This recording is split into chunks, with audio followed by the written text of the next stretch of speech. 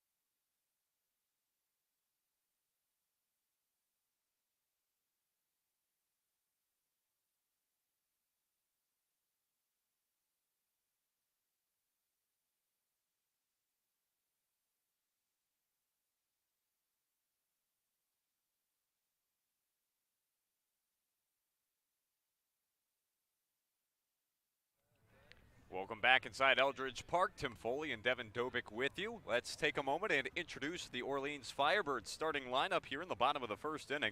Batting leadoff, the second baseman, Nate Furman. Batting second, the left fielder, Luke Keischel. Batting third, the first baseman, Cam Jones. Batting fourth, the right fielder, Isaac Humphrey. Batting fifth, the catcher, Garrett Guillemette. Batting sixth, the third baseman, Austin Knight. Hitting seventh, the designated hitter, J.D. Urso. Batting eighth, the center fielder, Jacob Stinson. And batting ninth, the shortstop, Nick McCleary. Nate Furman digs in now as Sean Sullivan toes the rubber for the Harwich Mariners. This is his first start since July 9th when he was on the road. Akatuit did not get a decision then. Went 4 complete innings, gave up 5 hits, 4 runs, struck out 3, and walked 2. We've seen some great starts from Sullivan this season. That last one over Akatuit, right about middle of the road. A game in which the Mariners ultimately won, but he was not credited with the win, as mentioned. It's a 1-1 count here to Nate Furman.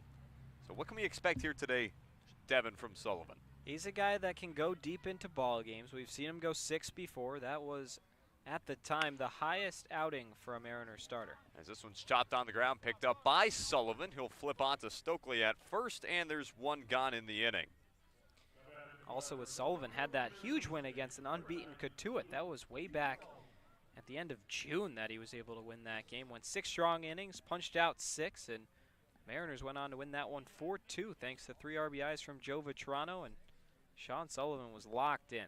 Huge win for the ball club. I would say that was probably the best game at the time for the Mariners before last night, as next man up is Luke Keischel. We'll talk about last night's game in just a moment. Let's take a second here and introduce the Harwich Mariners defense as first pitch misses high. It's 1-0. Out in left field, Ethan O'Donnell. Starting out in center, Cole Harding. Tommy Seidel is out in right. The infield from left to right is Wilkin at third. Nick Goodwin over at short. David Smith at second and Hunter Stokely at first. And Matt Gossetti is behind home plate. He's the catcher here tonight. And the count is quickly 2-0 here to Luke Keischel. Yes, last night an excellent game all across the board. I mean, the headline you have to start with is Zane Probst having the longest outing that any pitcher has had in the Cape Cod Baseball League this season with his 7 complete innings pitched, giving up just 3 hits and 2 walks while striking out 6. The 2-0 pitch is going to be rifled out into center field. Over to make the catch is Cole Harding, and there's 2 gone. A loud out number 2, and Sullivan is able to continue to find some success here on the bottom of the first inning. What really hurt the Mariners last time they were here a couple nights ago was the early offense we saw from Orleans. Carlson Reed came in, he was wild, and Orleans capitalized, scored 1 in the first, 7 in the second when Reed was yanked, and then in the third they got another one. They were down 9-0 just like that in the blink of an eye. Got to find a way to get ahead early and not fall behind and have to climb up the mountain. That's going to be in for a called strike. Very quickly, Cam Jones is behind the count, 0-1.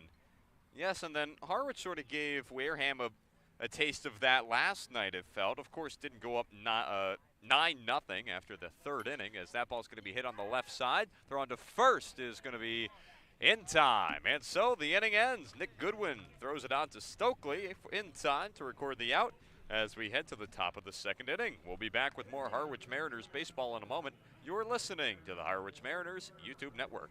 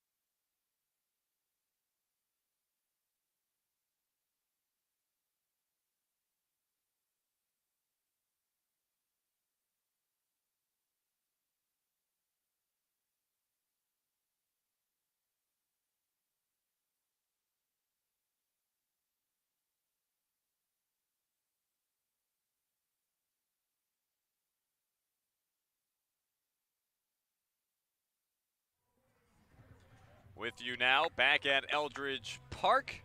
A quick first inning defensively for both sides, a 1-2-3 in each the top and bottom of the first inning.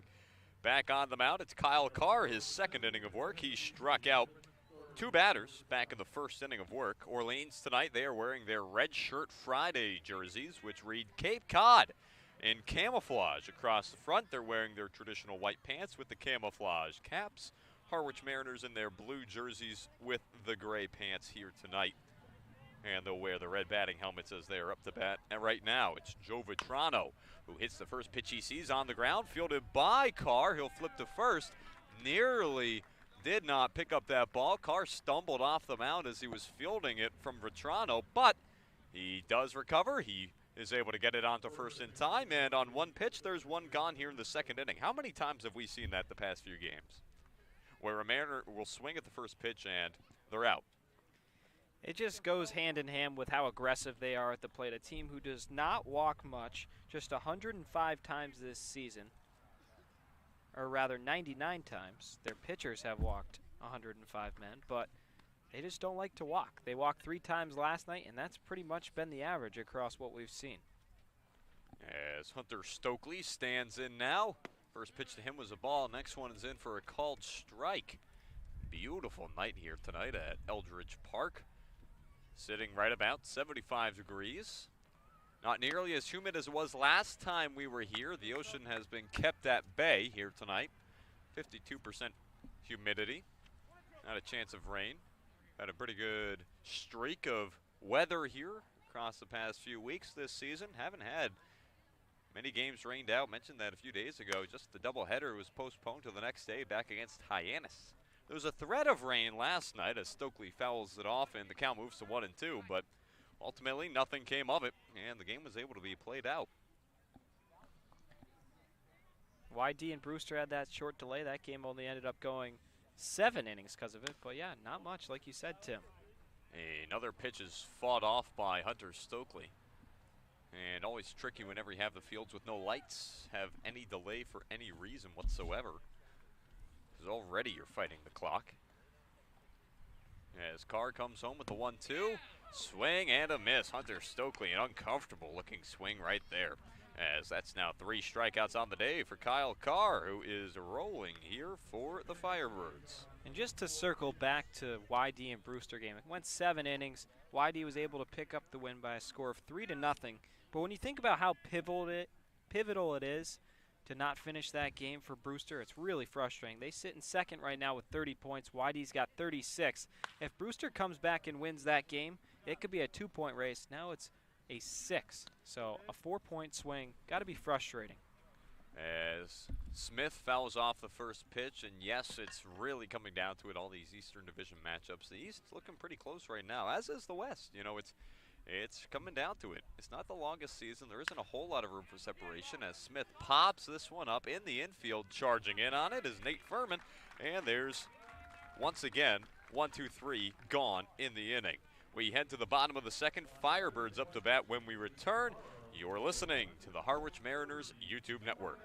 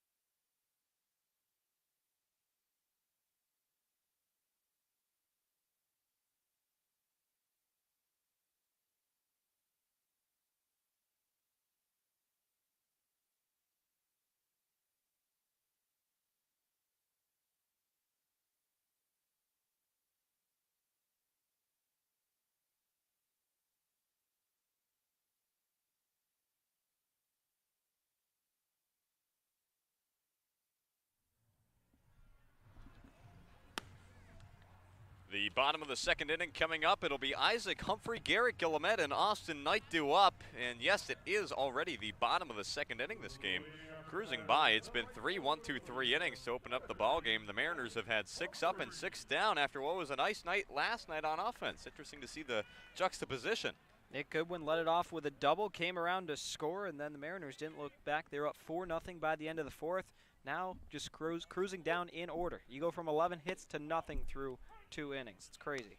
And of course, you do still have about, what is that now? 77% of the ball game left, thereabouts, if you're Harwich.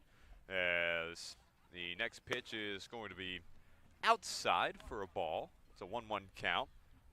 So still plenty of time left, of course, but just, yes, interesting to see this top of the lineup not really get settled in early as they were yesterday. A 1-1 count here to Isaac Humphrey. We'll see Humphrey, Guillemette, and Knight in this inning for Orleans. This one's hit on the ground right side. That'll be picked up on a couple hops by Smith. On to Stokely, and there's one gone. A 4-3 put out. And the leadoff man is down for the second straight inning for the Orleans Firebirds. This brings up the catcher, Garrett Guillemette. Guillemette on the season for Orleans, batting .256, 10 of 39. Tied for second on the team in RBI, but there's nobody on at the moment for him to drive around. So he'll have to try to start something here for Orleans as the first pitch is going to be fouled up and out of play. And the count opens up at 0-1. Harwich, definitely notable that they took BP and IOs back at their home field in White House. Did not elect to take them at Eldridge Park. Came over after, showed up just before 6 o'clock. That ball's going to be hit on the ground, left side, foul. We'll do it again. 0-2 count. I have to imagine, because Orleans was not here last night, perhaps the rain came all the way out here to Orleans. That was threatening out in Brewster and dampened the field a bit too much for either team to want to use it pregame, because Orleans also did not take IO's BP. Swing and a miss. Strike 3 to Garrett Guillemette. First strike of the day for Sean Sullivan. And there's now 2 gone here in the bottom of the second inning. Sullivan looking for his second straight 1-2-3 inning.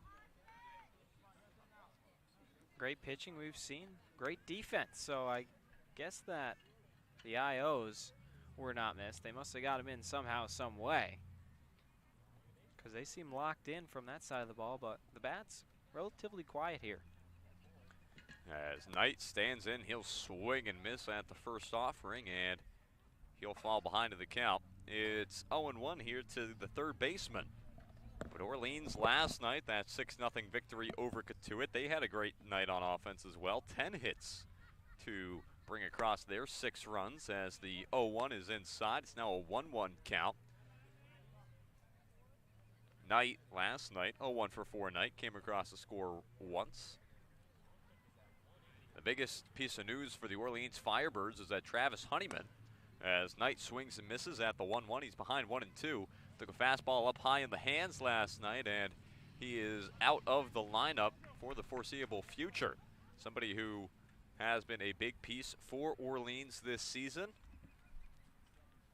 Top batter against the Mariners as well. 6 for 16 with 4 runs and 3 RBIs. 1-2 is cut on and missed. Sean Sullivan back-to-back strikeouts, 2 straight 1-2-3 innings. And the Mariners are rolling defensively. They'll try to get off the schneid when they come up to bat in the top of the third. We'll be back with more Harwich Mariners baseball in a moment. You are listening to the Harwich Mariners YouTube network.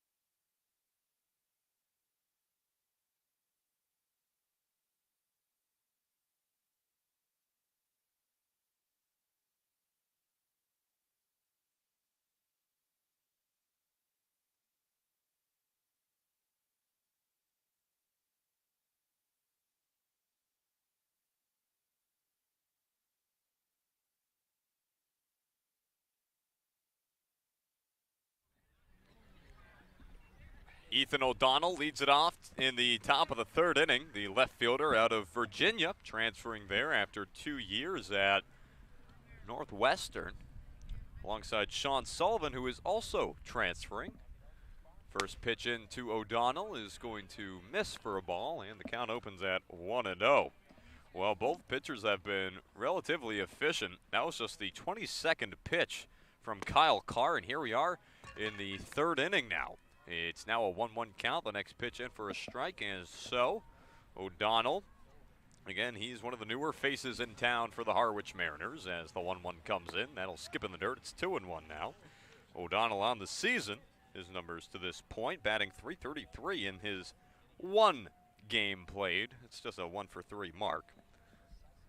As Carr rocks and delivers. That's in for a called strike. It's now a 2-2 count here to O'Donnell, who last played for the Mariners against Orleans, but that was back at home on Tuesday the 12th. Did come across a score in that game.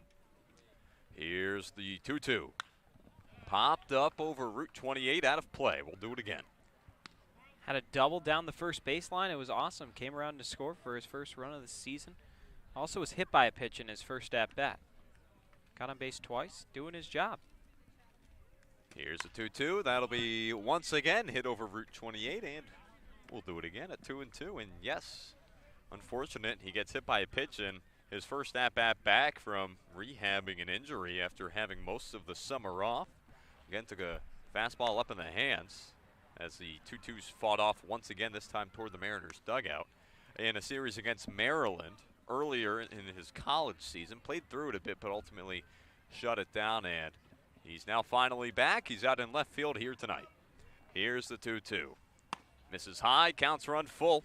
I believe this is the first full count we've seen. This is the longest at-bat of the ball game easily here in the top of the third inning now that O'Donnell has put together. He's fought off plenty of pitches here. He's worked a full count. He's trying to be the first man on base. Here's the pitch. Inside, ball four. Ethan O'Donnell is able to get on. It's a leadoff walk for him as Kyle Carr issues his first free pass down to first base. Now for Matt Gassetti, who comes up to bat. Fantastic AB there for O'Donnell. 9 pitches it took him to get over to first base. Able to break up Carr's rhythm and find his way on base to be the first runner of the game. That goes a long way in the leadoff spot. So we'll see if this bottom third of the lineup is able to do much with it. As O'Donnell over at first, he's picked off. Kyle Carr issues a walk to O'Donnell to open up the inning, but he cleans him up before he even delivers the first pitch to Matt Gassetti.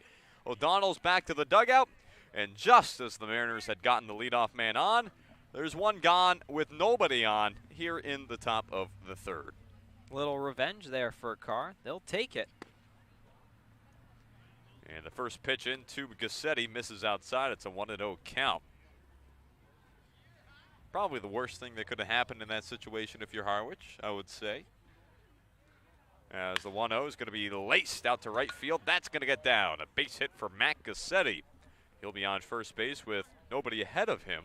There's one gone here in the inning. Mariners have a man on first. Now for Cole Harding. A little bittersweet there. Matt Gassetti, a guy who desperately needs a few hits.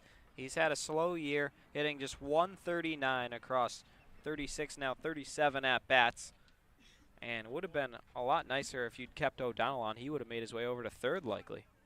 You know, O'Donnell's got some serious wheels on him, so potentially as Harding's going to hit this one left side. Picked up by the third baseman, thrown to second for one, first for two.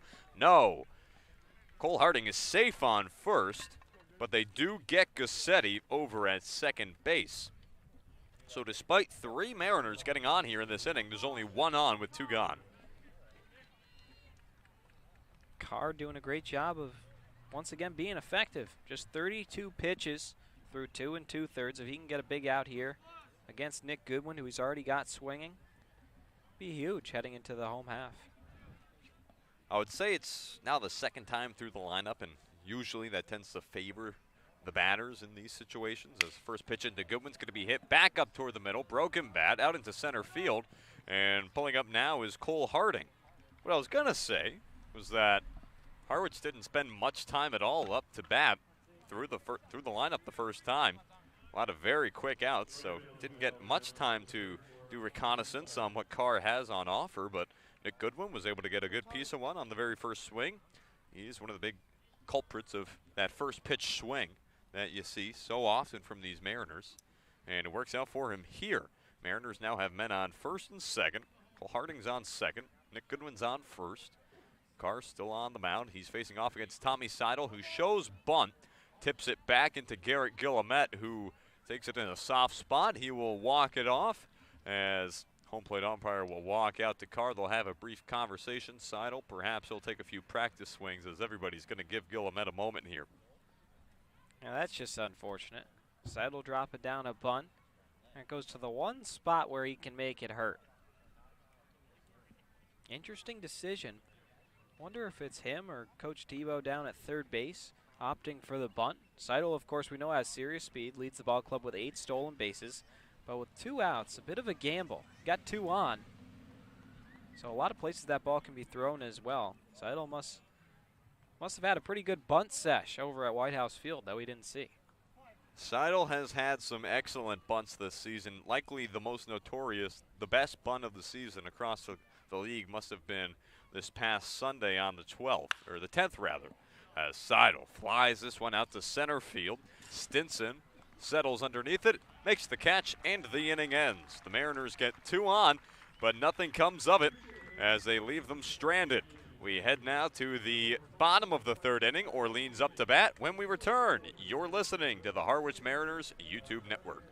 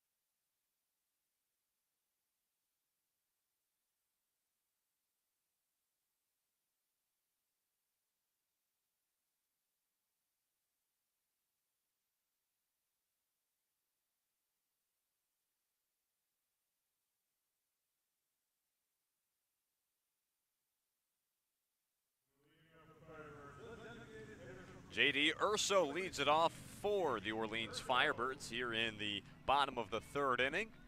Mariners threatened back in the top of the 3rd, got 2 on 2 hits and a walk, but a pickoff attempt and a fielder's choice and a fly out to center ultimately ended the inning. A swing and a miss from J.D. Urso to open up the inning as Sean Sullivan's back out there for his 3rd inning of work. He's sat down 6 batters across his 2 innings. He's faced just 6 batters across his 2 innings. Another swing and a miss from Urso, who's now behind here 0-2. Not to jump any guns, Tim, but when we saw Sean Sullivan pitch at Katuitt the first time, first 3 innings were 30 minutes. We're just about 29 minutes through 2.5. Here's the pitch. Swing and a miss. 3 pitches, 3 strikes, 1 out. 3 straight strikeouts at that for Sean Sullivan, as that's now his 3rd on the night, and J.D. Urso strikes out swinging to open up the inning. Both these pitchers work quick. Carr wastes no time getting up there. As soon as the batter's ready, here comes the pitch. Sean Sullivan the same way. All business out there on the bump. Yeah, you mentioned it. The pace that we saw back in Katuitt from Sullivan, it was impressive, and now we're getting shades of it once again here. Bunt is shown. That'll go back to the backstop. Jacob Stinson stands in now.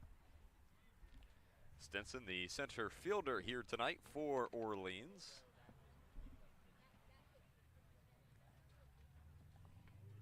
It's a 1-0 count to him here. As Sullivan delivers. That'll miss up high. It's a 2-0 count now. Stinson on the season for the Firebirds, batting just 164. That's just 10 for 61. 12 strikeouts to 9 walks. The 2-0 pitch is in for a called strike right about the knees. And so the count moves to 2-1.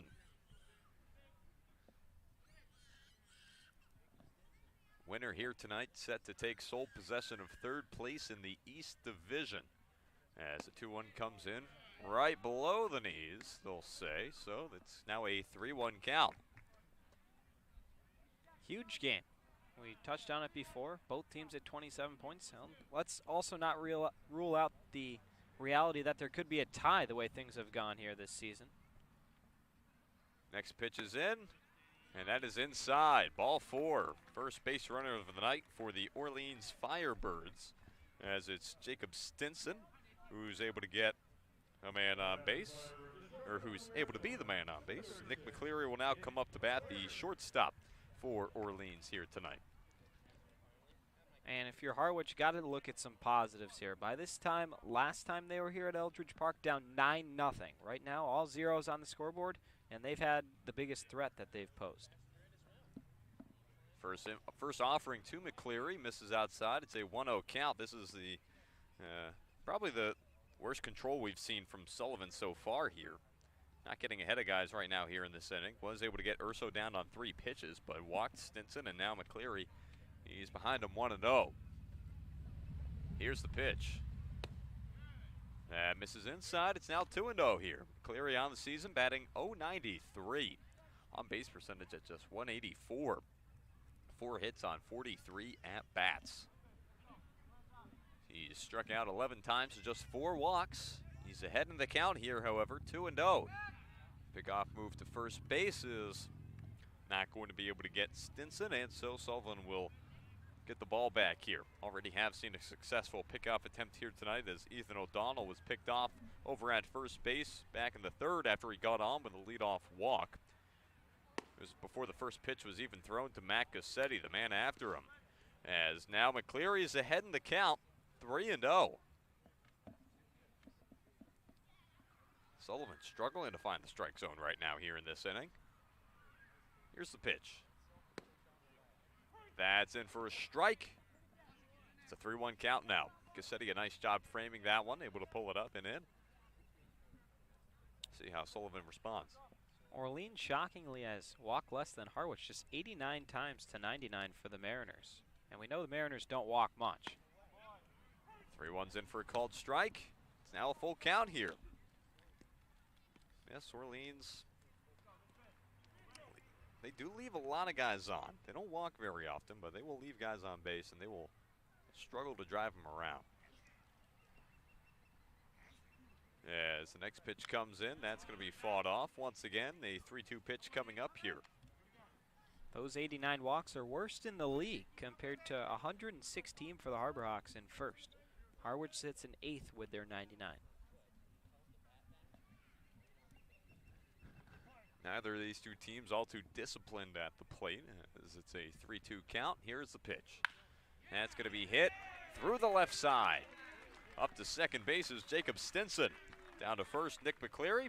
And the Firebirds have 2 on here. They are threatening themselves now in the bottom of the 3rd inning, much like the Mariners were in the top of the 3rd. But can they succeed where Harwich struggled and actually bring across runs? Fantastic at-bat for McCleary there. Took 7 pitches and he rips a single. Made Sullivan throw pitches. His pitch count up to 33 now. You got runners on first and second with 1 away for your top of the order. That's exactly what you're supposed to do as a 9-hitter. As Nate Furman's up to bat now for Orleans. First pitch to him is going to catch the outside part of the plate. And the count opens at 0-1. And there's Sullivan getting back to what he's had through the first 2 innings. That first pitch strike. Didn't have it either times against Stinson or McCleary. As he'll come set now. Holds the glove about head height. Here's the pitch. Hit on the ground right side. That's going to get through. They're going to wave him around third. Stinson slides in the base paths. He's going to have to head back to third. Down to second with the throw. And they were unable to get McCleary, who was off the base over at second. They tried to have the relay thrown into second base. Nick Goodwin was hoping to apply the tag, but McCleary was just able to slide back in safely. So Stinson safe on third after slipping around the base. McCleary's safe on second after nearly getting picked off there, and of course Furman is safe on first with his base hit single. The bases are now loaded with one out, 2 hits here in the inning for the Firebirds. Thought for a second that we were going to see a rounding of third by Stinson, but Tommy Seidel with a cannon. They elect not to run on him. Almost get thrown out at second, and McCleary got to find a way out of the jam now if you're Sullivan. Ball is going to be popped up out of play, and the count opens at 0-1. And yeah, Seidel, he's really got a nice arm out there and right. Seen many outfield assists from him this season. We've seen many instances in which runners have thought twice about running because it's Seidel out and right. It's an 0-1 count. Here's the pitch. That'll miss low. It's now 1-1. Keishel up to bat, flew out to center field for the second out of the first inning in his last at-bat back in the first. Orleans trying to make Harwich pay here. Allowed a 1-out walk and then 2 singles thereafter. This one's hit on the ground, left side, picked up by Goodwin. Flip on to second for 1, on to first for 2. Not in time. Luke Keishel's able to beat it out, and the run comes across for the Firebirds. Jacob Stinson's in from third, and it's 1-0 Orleans here in the bottom of the third inning. Got the ground ball he needed, turn just not quick enough. Good base running by Keishel to get the Firebirds on the board. That's great hustle, and rightfully so, they get the lead. So it's 3 straight, well, that one not a hit, pardon me, but nonetheless, 4 straight, I should say, who have gotten on here for Orleans, as Luke Keishel did a really nice job legging that one out. Up to bat now, it's Cam Jones, who grounded out to short in his last at-bat to close out the first inning. It's a called strike to him to open it up. Mariners allowing the first run here tonight. Not the first time this season that it's happened, of course. As the next pitch is in for a called strike as well. It's 0-2 here. Mariners, whenever they allow their opponent to score first, 7, 11, and 3 on the season. It's happened far more often than not. Here's the pitch from Sullivan. That'll be hit on the ground, left side once again. That's going to get up the middle. Not close enough for Goodwin to be able to shade over and stop it. And so another run comes in for Orleans. Down to second base is Luke Keishel. Cam Jones with his single is able to tap it up the middle. He had a great night the other night against Harwich. 3 hits here in Orleans, and he's got the one now here in the third inning, as it's now 3 hits for the Firebirds here in the third. And just as the Mariners were cruising, they've now hit a road bump. And so the next man up is Isaac Humphrey, the right fielder here for the Firebirds. Grounded out to second to open up the second.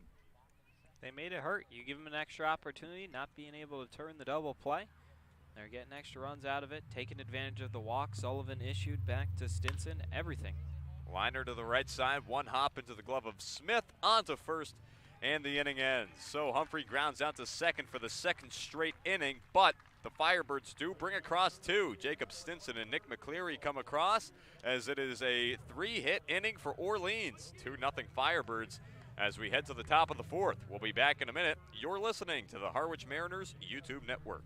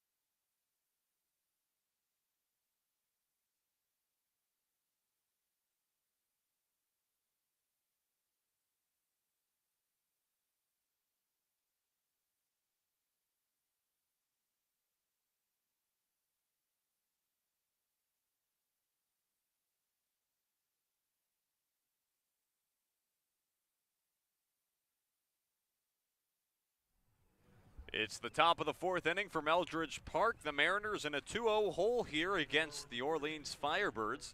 For play-by-play duties across the next 3 innings, my broadcast partner, Devin Dobick. Devin. Thank you, Tim. Brock Wilkin, Joe Vitrano, and Hunter Stokely due up for the M's. Middle third of the order. See what Wilkin can do. Struck out back in the first inning looking for some revenge on Carr, who's been fantastic to say the least thus far. 3 innings pitched, he's allowed just the 2 hits, no runs, 3 strikeouts, just the 1 walk. As this one's ripped out to deep center field. Going back is Stinson, but he's under it. That ball was hit hard, but Stinson in such a deep outfield, plenty of room to play it, and Brock Wilkin is sent packing for out number 1. You know, sort of a, not a low liner, but we've seen some great launch angles this season. That was lower than I think what we've seen from Wilkin in the past, so certainly playable for Stinson out in center field. Not sure if you could have called that a home run in many other ballparks, because I know Orleans here, notorious dead center at 434, but that one likely would have stayed in no matter what. Yeah, dimensions are absurd. 300 down to the pole in left field, 314 down to the pole in right field, and then the center is hovering around, or the right and left center is hovering around about 360.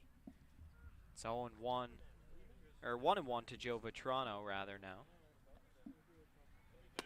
Swings and misses at the next pitch. Dives off the table and makes it 1-2. Vitrano grounded out to the pitcher back in the second inning.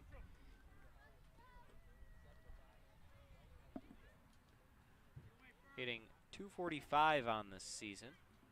See if he can cash in here with 1 out. Swings and misses at a pitch in the dirt. Gets away from Guillemette, but he's got plenty of time. Fires it over. And there to haul it in is Cam Jones for out number 2. Yeah, I mean, Orleans just an unbelievable clip right now. Already 2 gone here in the inning. Mariners were able to get the leadoff man off last inning, or leadoff man on last inning in the third, but sort of squandered that opportunity as O'Donnell got picked off, and that really just soured the whole tone of the inning, and then Harwich right back into a funk here in the 4th. Hunter Stokely will climb in. One of the few positives in that 9-3 loss last time we were at Eldridge Park. Had a 2-run blast out towards the Orleans bullpen in right center field. His first of the season. See if he can provide any offense here. He's up in the count now, 2-0.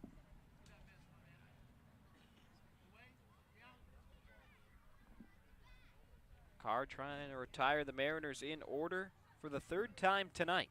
The pitch. Caught on and missed.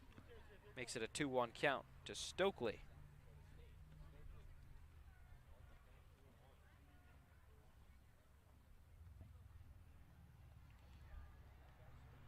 2-1 misses outside. And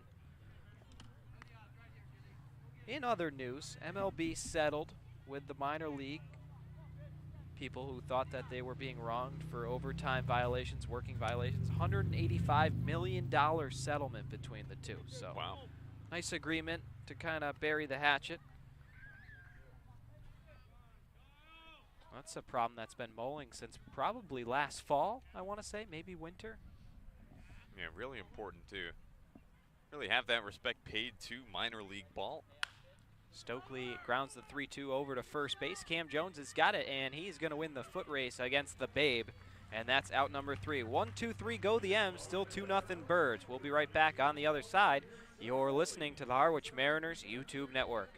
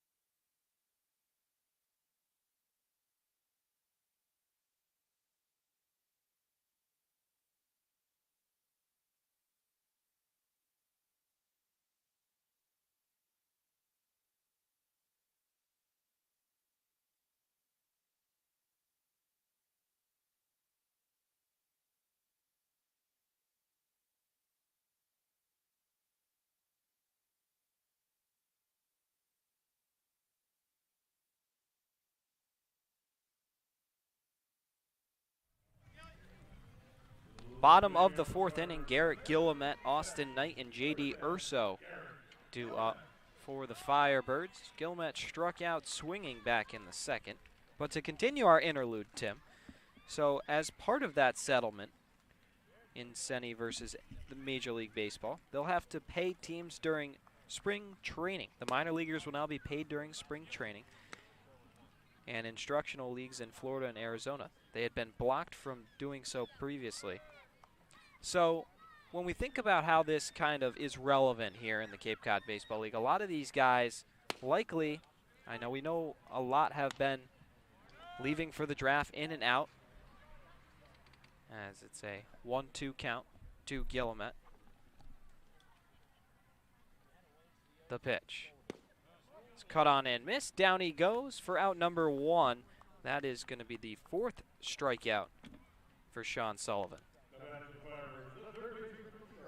But a lot of these guys that are leaving for the draft, they're not going to go play right in the pros. They're going to be going right in the minor leagues and playing, high A, double A, things like that. So the fact that they'll be compensated in a better manner is a win for everybody here in the Cape Cod Baseball League. Yeah, and it's really interesting to see that there's been such, sort of a dragging on regarding this, because when you think about what it means to be able to actually pay minor leaguers an actual wage, something that they can actually live off of, as it's now an 0-2 count here to Austin Knight, it's going to create better baseball, because you think about the minor league systems. I mean, how stressful is it for players to worry about their next paycheck, things such as that? It's not good for the product when you have players who can't focus on the game, who have to worry half the time, who can't afford to keep up with their body when it comes to being able to actually maintain a professional athlete's body and what that takes. Sean Sullivan rings up Austin Knight. Second time he's gone down, and back-to-back strikeouts for Sullivan. He's up to 5 now.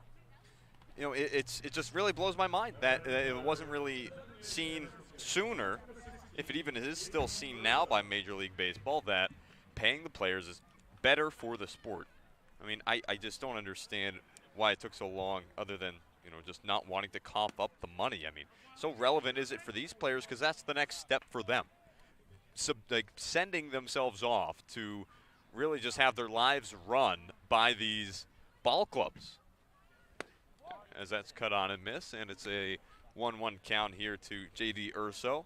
It's just blown my mind, really, is what it is. So I'm happy for all the minor leaguers out there, for all the minor leaguers to be coming up in this year's draft as well, and drafts to come.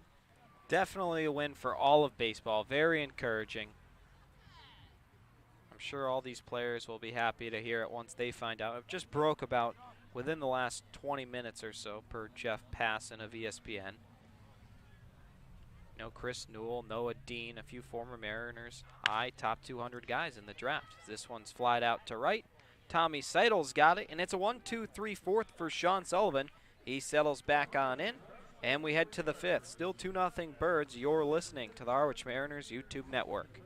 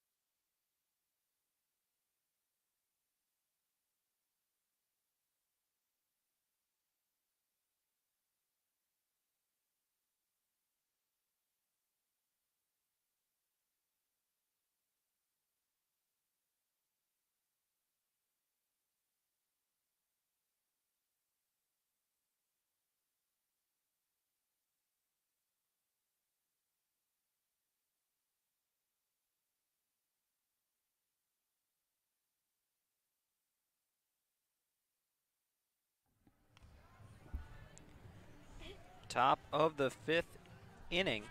And for the Mariners due up, it'll be David Smith. Ethan O'Donnell and Matt Gussetti. So in that settlement as well, 120 of the 185 million will be going back to the players, and that's dating back to 2009. So people in 2009 in Florida, 2010 in the Cal League, and 2011 in Arizona can all have eligibility on this. So definitely righting some wrongs throughout the past decade. Really great thing for Major League Baseball. Count is 1-0 to David Smith. That makes it 2-0. And, you know, that's really great to hear that they're going back, sort of retroactively righting those wrongs after so many years. You know, one of the arguments I feel you hear is that, well, once guys get to the majors, you know, the money's fine, as David Smith's going to head down to first base. I believe he got hit by a pitch to lead off the inning here.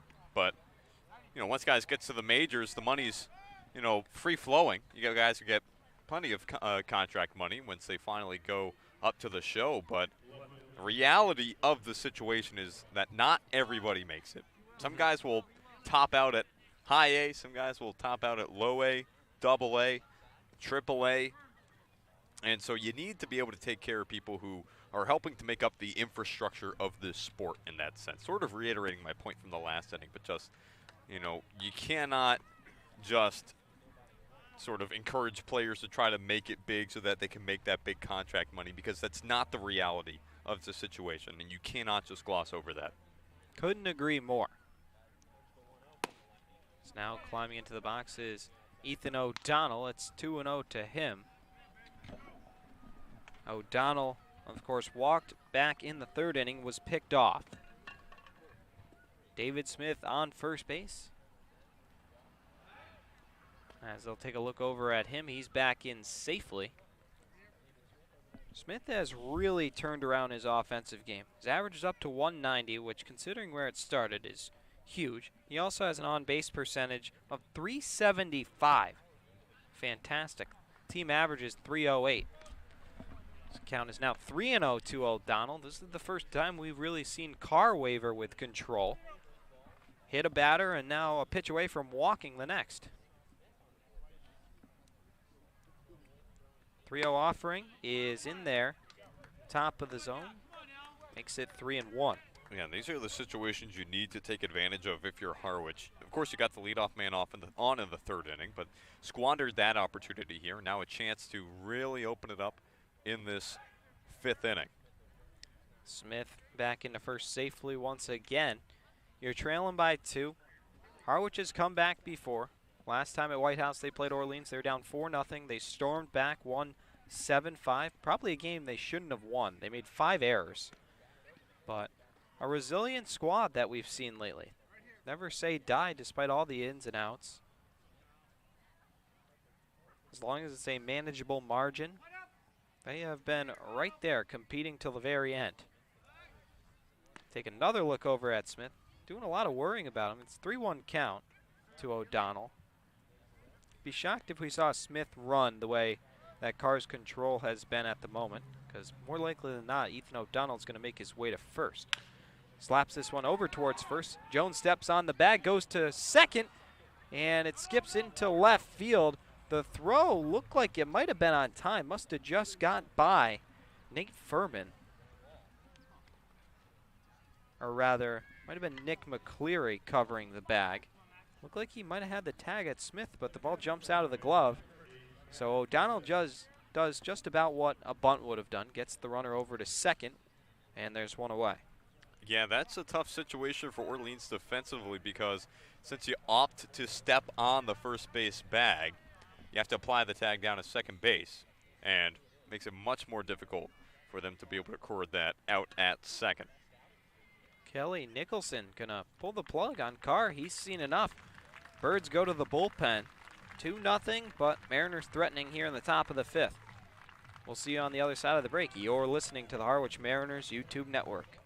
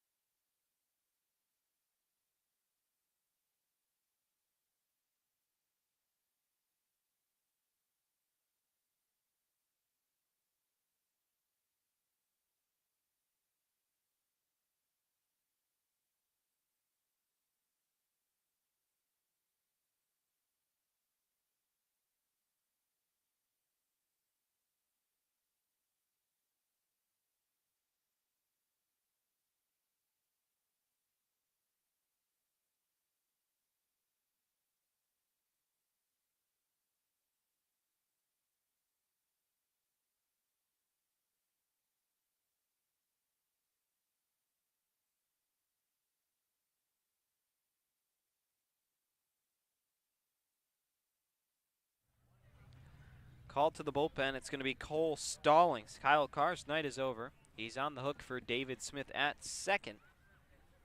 Went 4 1/3, allowed just 2 hits, walked 1, and struck out 4. Pretty good night for him, but Nicholson, a guy who likes to use pitchers. Even in the 9-3 win, he used 5, which is absurd to burn through arms like that with such a big lead, but goes till the very end as Stallings starts out Gassetti with a strike. Yeah, I mean, all things considered, a long outing but a short outing. Carr was efficient as he was on that mound for the Firebirds, but yeah, we'll see what Stallings now has on offer. 0-1. Down in the dirt makes it 1-1. This is going to be Stallings' 5th appearance. He's started 3 games, thrown 8 complete innings, allowed 9 hits, 3 earned runs, 6 walks to 7 strikeouts, a 3.38 ERA. As this one is flipped into shallow left field, and it will get down for a base hit. Matt Gassetti, how are you? 2 hits for him. Nice day for him in the 8th spot. A guy who desperately needed the offense. Hitting just a whopping 162, but he's 2 for 2 on the day. Matt Gassetti. Yeah, I mean, just 5 hits coming into the ball game. He's got 2. You really do love to see it from him. A guy who's been trying to bring his swing up. You know, defensively, he is a solid ball player, so that really has to be his focus here this summer. And so far here tonight, he's showing excellent signs of being able to put a bat on the ball. Cole Harding, the 9 batter, climbs in, watches a strike go by to start him. 1 away here in the 5th. Harding grounded into a fielder's choice back in the 3rd. See what he can do here. Swings and misses at that one, and now he's behind 0-2. He really turned his whole body up to try to get a piece of that one. Harding across this season has had 55 at-bats. 7 hits, 7 runs in that time. Just 1 RBI. He could double that total with a swing of the bat here, or more. I'll take a look over at first base. Gassetti is in there. Gassetti was the victim of that fielder's choice. He got thrown out at second, 5-4. 0-2 coming to Harding. Swings and misses at a pitch in the dirt. Harding goes down on 3 pitches and a abysmal strikeout for him. That's the first for Stallings in his night. And there's 2 away. Yeah, you don't want to lose this opportunity here if you're Harwich. You have runners on the corners, just 1 gone. And now you have the top of the lineup to appear. Chance for Goodwin. That's all you can really ask for, is give this top of the lineup a chance with runners in scoring position. Goodwin on the day, 1 for 2.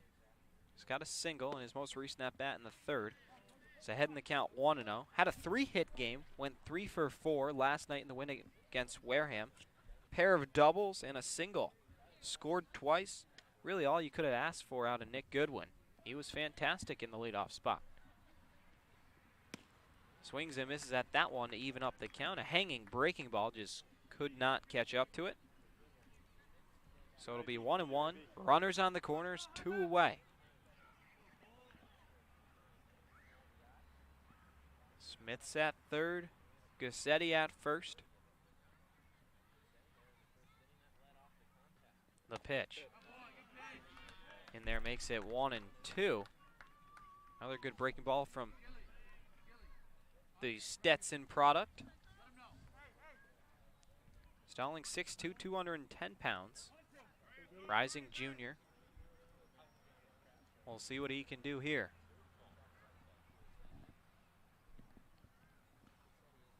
One-two pitch to Goodwin. Bounced in the dirt. Makes it 2-2. Tommy Seidel's on deck should he get the opportunity here with 2 outs. Goodwin trying to extend the inning and get Harwich on the board. Still no runs to this point.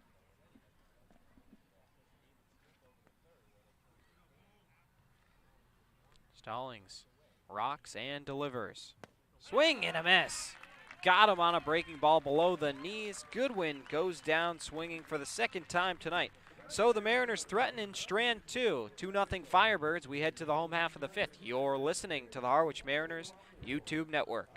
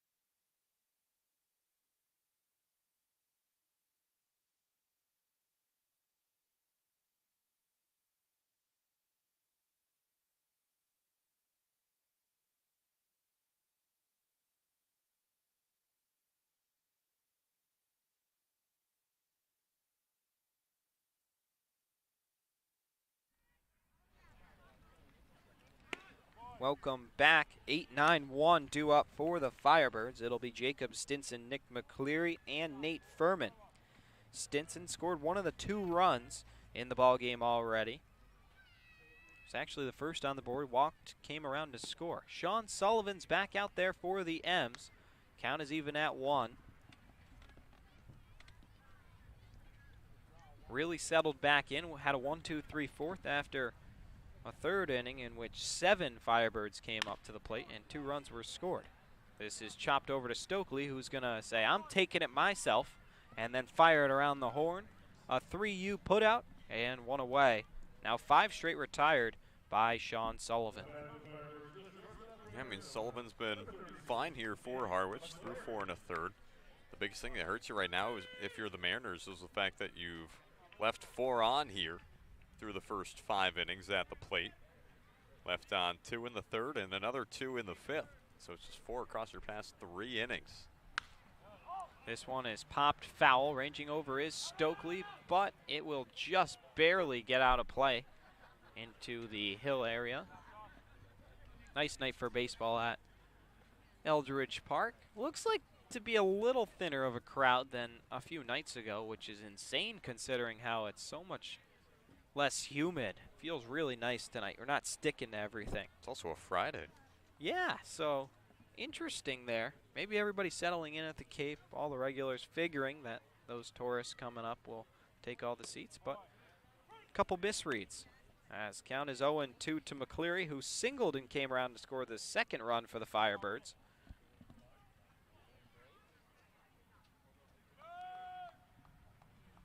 Sullivan has thrown just 59 pitches.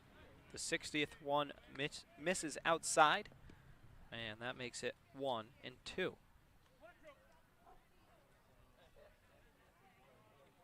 McCleary on the season coming in today just hitting 4 for 43.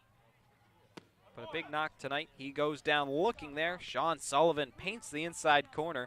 His 6th strikeout matches his season high, and there's 2 away. Yeah, he's really working well here.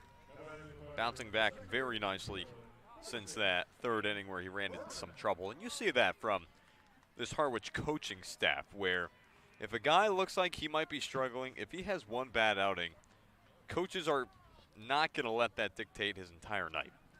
They let Sullivan come back out, and he's since been able to retire the last 5 he's faced. And so plenty of kudos to this Mariners coaching staff. I think it's an appropriate way to coach up your guys, sort of get them into the right mindset, because it takes a lot of pressure off if they make mistakes, whereas otherwise if they make a mistake they may be thinking, okay, my day's about to be done. They get the chance, they stay out there, and for Sullivan it's working out. As this one lifted in a shallow center field, Smith going out, and it's going to find a home in the outfield. 2-out base hit for Nate Furman to extend the inning, break up a streak of 6 straight retired by Sean Sullivan. And Tim, you strike a great point. Baseball, we've touched on it a million times, half mental. And so for a pitcher to have a clean mind, head back out there for another inning and lock back in, it's got to be credit to Englert as well. And the rest of the coaching staff, Coach Rosen, pitching coach, he's been great. Everyone in that dugout all season long. So, 2 away and a runner on first for Luke Keeschel. Reached on a fielder's choice back in the third, but a pivotal one as he was able to leg out a ground ball that scored a run for the Firebirds, and then a single from the ensuing batter and Cam Jones made it 2-0. So if Keeschel did not beat out that fielder's choice, the inning would have ended. We would have been knotted at 0.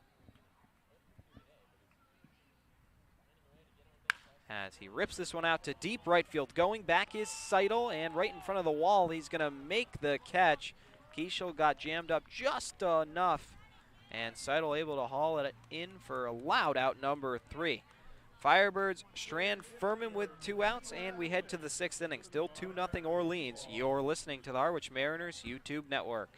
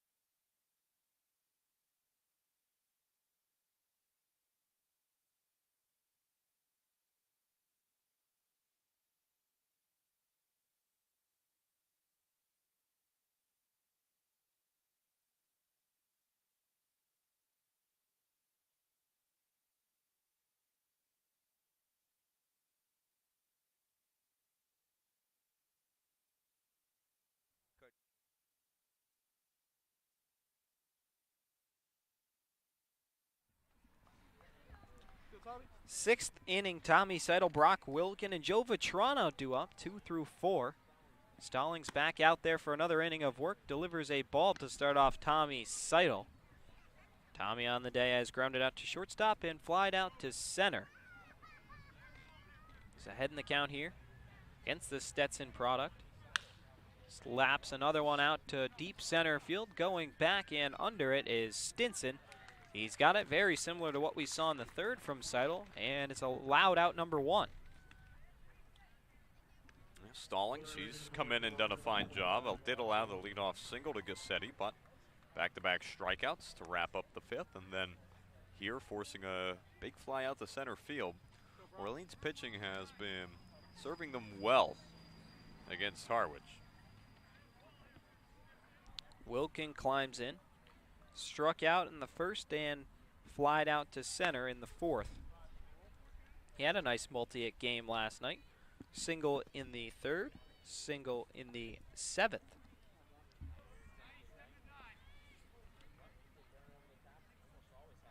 Count 1-0 to him, and he watches one right down Broadway to even it up.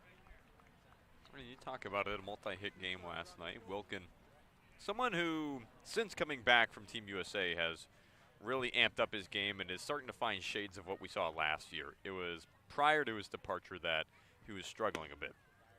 This one runs inside, make it 2-1. Hitting just .241 on the season. Does have 3 homers. 10 walks, though, that's a team high. And that's on a limited sample size compared to some of the longer tenured guys. This one bounced in the dirt, makes it 3-1 to the former MVP. And his last 8 games since returning from Team USA, batting .276, 8 of 29. A couple of home runs in there as well. This pitch misses down low. Brock Wilkin draws another walk. That's now 11 for him on the season. And the first issued by Stallings. 1 away and 1 on now for Joe Vetrano. And Wilkins now been able to get on base in 12 straight games played for him. So that spans back to before he left Team USA. And that's all for Kelly Nicholson. He makes another call to the bullpen. So we'll have a pitching change, and when we return, we'll meet the new wing. You're listening to the Harwich Mariners YouTube network.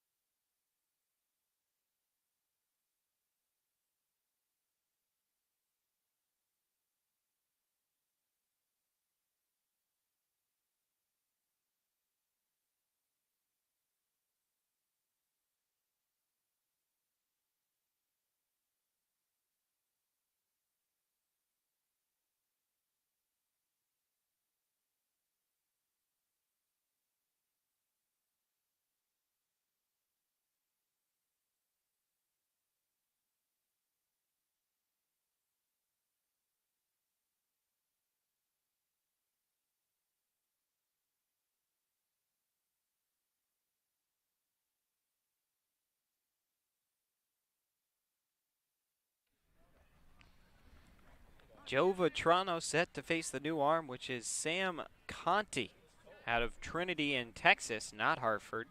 Although a Boston, Massachusetts native, 6'4", 205-pound left-handed pitcher. This will be his 3rd appearance for the Firebirds.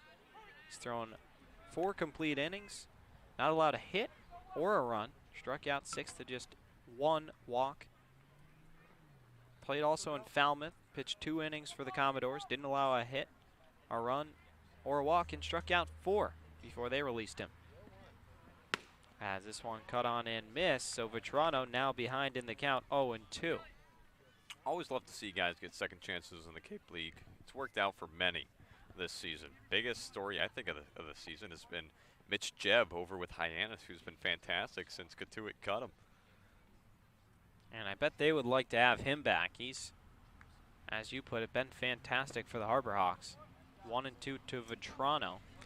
And in 2022, Conti had a 4-3 record, had a 4.27 ERA across 7 1/3. That can't be right. We might have a typo in the game notes. Walked 40 to 81 strikeouts.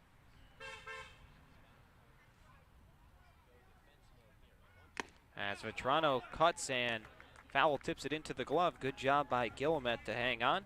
First strikeout of the outing for Conti, and there's 2 away. I don't think that's mathematically impossible unless there were a lot of dropped third strikes. And even then, I think that would drive his ERA a lot higher than 4.27 because the amount of batters you'd have to get on base. We'd have to do the math. See what the minimum amount of runs you could let up in 7 1/3 innings while having 81 dropped third strikes. That's a fun little equation for you. I wouldn't call it fun as Stokely lines one into right field, gets down for a single, and now Mariners 2 on, 2 away. We've seen this before. See if they can make anything of it here in the 6th. Yeah, try to finally find some situational hitting here tonight. Hasn't been working for them this evening, but across the past couple of games, Mariners have been able to work an inning when there are 2 outs against them, and so this has to be another situation here for now David Smith, who is on a 3-game hitting streak. He's yet to extend that now here in his 3rd plate appearance. Did get hit by a pitch, so his on-base streak will be pushed. At the very least, this one bounced in the dirt. Nice stop by Guillemette. Runners remain put. It's Wilkin at second, Stokely at first, and Smith trying to do some damage. The switch hitter out of Yukon stands in the right side. First time we've seen him today in that right side of the box. As that one just below the knees. Good pitch from Conti, but now ahead in the count 2-0 is David Smith. Ethan O'Donnell in the on-deck circle.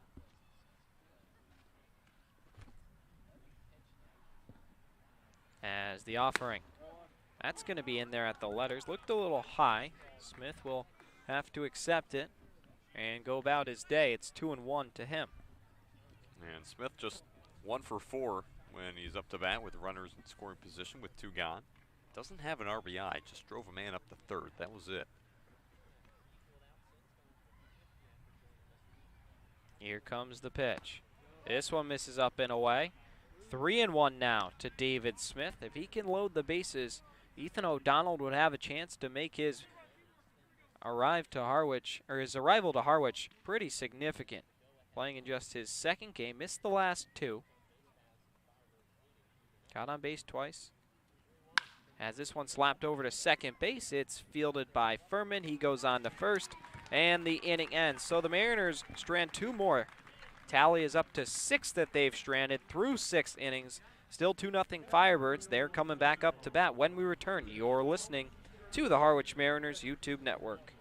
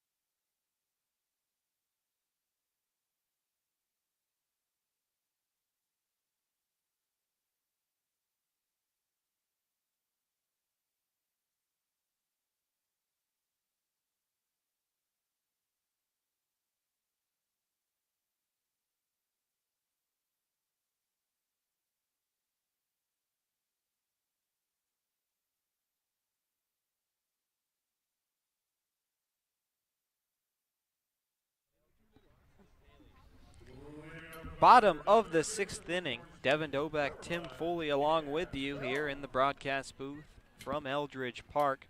Due up Cam Jones, Isaac Humphrey, and Garrett Guillemette. Firebirds boasting a 2-0 lead over the Mariners, but back out there is Sean Sullivan. What a night he's had. Just the bad 3rd inning, but other than that, all smooth sailing. This one chopped right back to him to start the inning to Cam Jones, and he is retired for the second time today. Sean Sullivan, a quick 1 out. He's thrown just, a whopping 66 pitches through 5 1/3. Yeah, I mean, we saw one of the most efficient, one of the best starts that a pitcher has had in the league last night. In Probst, his 7 complete, just 3 hits, no earned runs. Sullivan, he has given up the 2, but you said it, he's been efficient. Other than that third, it's been spectacular. This one just misses.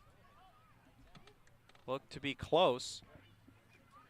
Count 1-0 now to Isaac Humphrey. He's grounded out to David Smith at second twice. See what he can do here in his third crack at Sean Sullivan. Count is even up at 1. I mean, Probst only ever faced as many as 4 batters in a single inning. Happened a few times, but it was fantastic as this one is ripped. Talk about being out in front of it. Humphrey barreled that thing up and hit it to his southeast. I've never seen anything like that in a long time. I'm not sure what he has against Nauset Middle School, but wow, he just hammered it toward the building. As 1-2's cut on and miss. Sean Sullivan breaks his season high. There's number 7. Picks it up. 2 up, 2 down here in the 6th. He has now retired 3 straight. I'm still just thinking about that foul ball. It was weird. I mean, obviously we're on a radio broadcast, but you can vouch for me. That thing was barreled up, and it did not go. It definitely broke the plane if you think about from east to west. Yes. From dugout to dugout, it went backwards. Yeah. Like, he wrapped that thing around. I don't even know how he did it. That's a home run over the greenhouse. No kidding. Garrett Gilliman has struck out twice today. He chops this one softly over to Goodwin at short. Goodwin making the play on to first. It's a very quick, very effective 1-2-3 for Sean Sullivan. He has been sensational for the Mariners. Second time he's gone 6 complete innings this season. So we head to the late innings. Mariners trying to find some offense here at Eldridge Park. 2-0 Firebirds. You're listening to the Harwich Mariners YouTube network.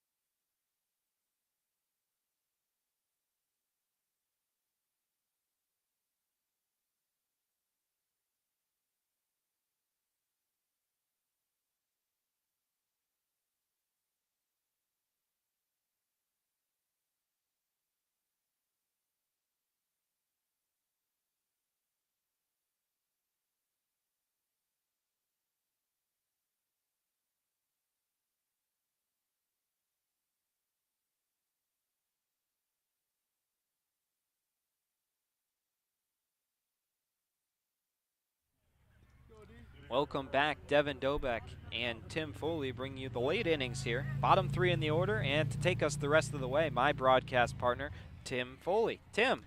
Thanks so much, Devin. Hard to believe we've already found ourselves here in the top of the 7th inning, but here we are, as up to bat is now Ethan O'Donnell, who pops up. The first pitch he sees, a bunt that lands right on Route 28. Luckily for all the automobile operators in the area, nobody was driving at that moment in time past the ballpark. I don't think I've ever heard it called a ball field. I apologize. As O'Donnell checks his swing, but it's a called strike nonetheless. He's behind in the count, 0-2 now. This is Sam Conti back out on the mound. It's his first full inning of work, first clean inning. Came in with Brock Wilkin on first base. Struck out Vetrano, allowed a single to Stokely, but then had Smith ground out to second. As O'Donnell fouls the 0-2 off over Route 28 once again, and it remains 0-2.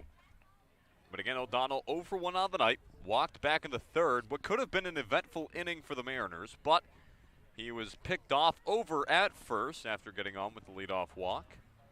Then grounded out to the first baseman as he swings through that one on the 0-2 pitch. It's going to be a strikeout from Sam Conti, his second of the night, as he's able to sit down O'Donnell. And there's one gone now here in the top of the 7th inning. Mariners just can't get anything going with the bats. They have just 4 hits on the night. They've stranded 6 runners. Just can't get anything together as Kelly Nicholson has had enough. Well, if my guy was able to retire 3 out of the 4 batters he faced, I think I'd be pretty upset too. We head to a pitching change. We'll introduce the new arm and we'll talk about the old one when we get back on the other side. One gone here at the top of the 7th. You are listening to the Harwich Mariners YouTube network.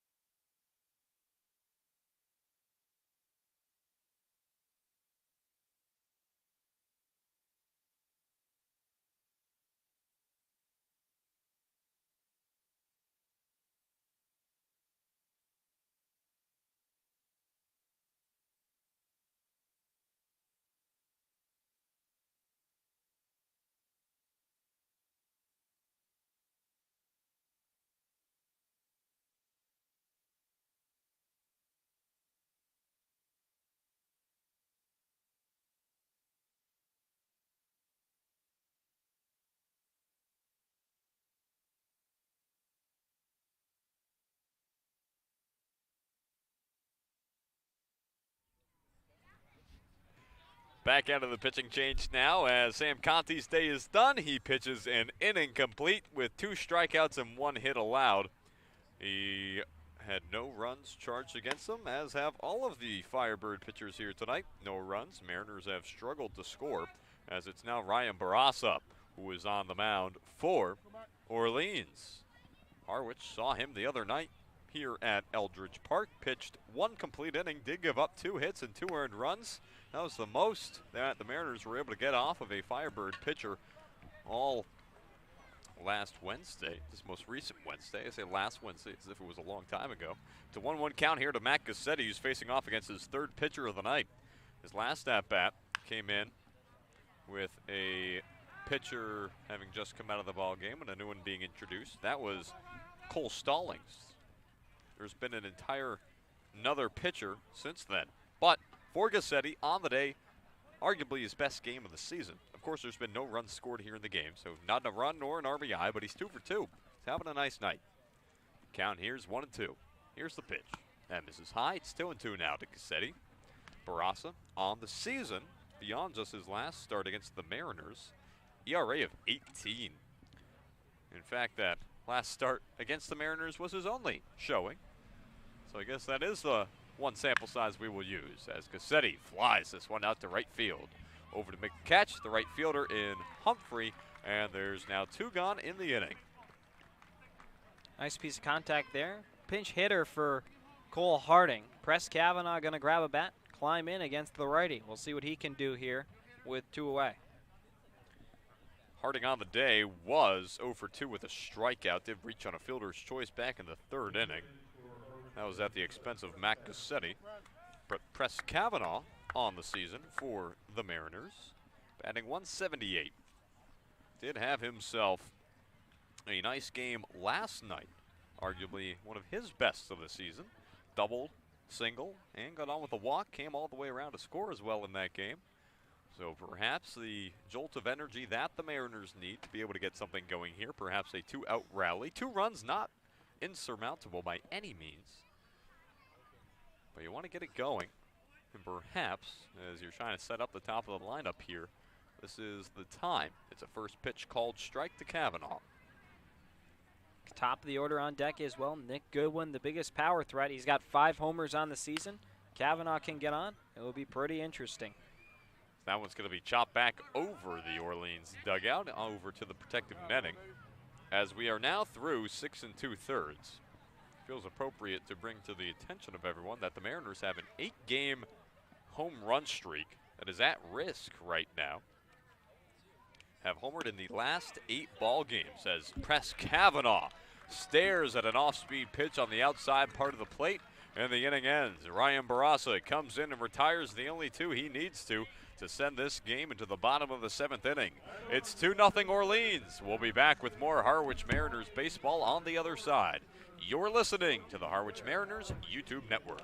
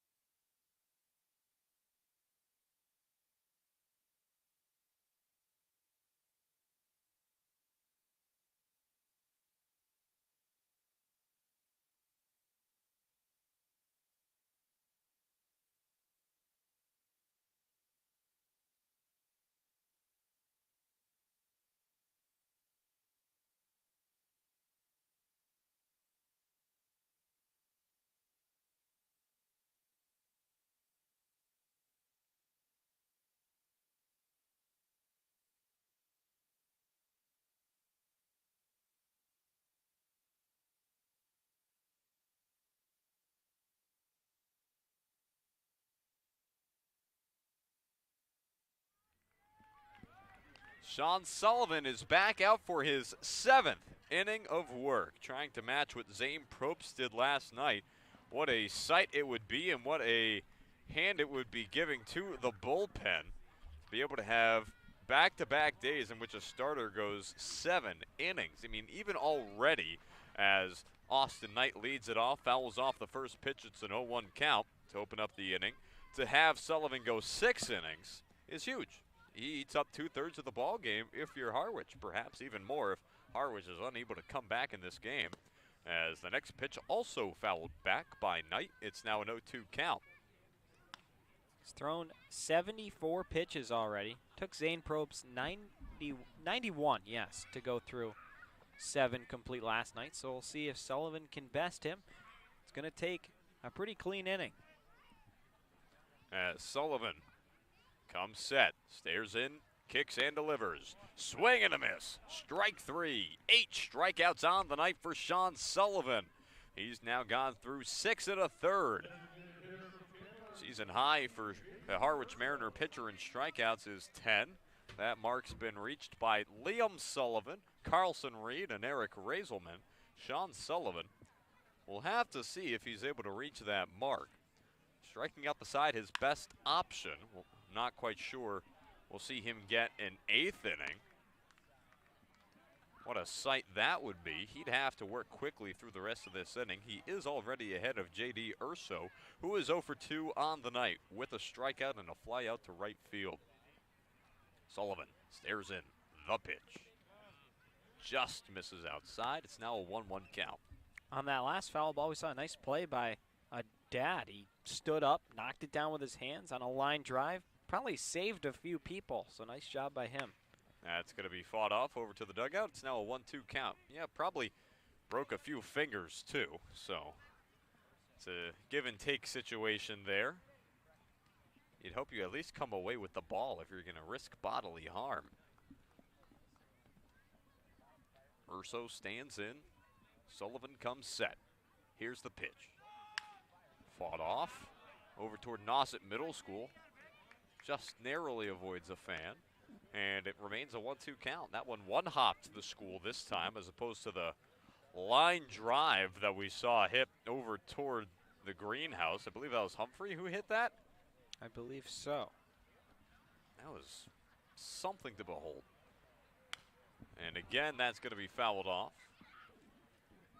Urso, the righty, as opposed to Humphrey, who was the lefty, pulled that thing. I mean, that's a home run if he's able to straighten it out, but he'd have to straighten it out by about 90 degrees, if not more. As Sullivan comes set, here's the pitch. And again, this one's going to be sliced off. A nice battle here from Urso, who's sliced off probably 3 straight pitches. It's been a 1-2 count here for some time. Great at bat. He's worked it up above 6, so a quality one. See who wins this battle. Time going to be called here. Gassetti going to go to his knees very quickly. Readjust. And the umpire says, we're all set. So Sullivan, once again, comes set. Here's the 1-2. That misses down low. A nice take from Urso. Sullivan trying to get him to offer at the off-speed pitch. It's been a lot of swing and a miss stuff from Sullivan here tonight. 6 of his 8 strikeouts have been swinging. As that one's going to be hit foul, that'll get caught up in the netting. A couple of fans will wrestle for that at the field of play. There's a mosh pit. Holy cow. Just a lot of heads hanging as they return back to their seats. Here's the 1-2. Hit on the ground just past Sullivan. It'll be picked up by Goodwin on the run. Throw to first. Not in time.